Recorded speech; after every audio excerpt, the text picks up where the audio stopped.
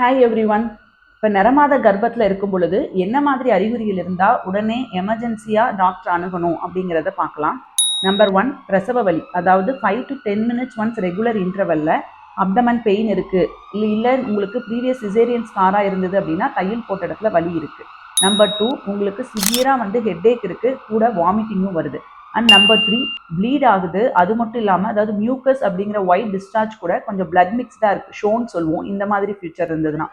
And number 4, உங்களோட குழந்தை அசைவு ப்ராப்பர் மூமெண்ட்ஸ் எதுவும் இல்லை அப்படின்னா.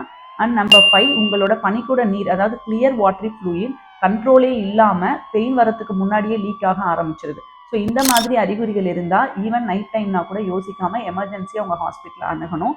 இதுக்கு நீங்கள் கூட டிரைவிங் தெரிஞ்சவங்க யாராவது வீட்டில் இருக்க மாதிரி பார்த்துக்கோங்க. ஜிஹெச் மற்றும் ப்ரைவேட் ஆம்புலன்ஸ் நம்பர் எப்போவுமே கையில் வச்சுக்கோங்க. தேங்க்யூ.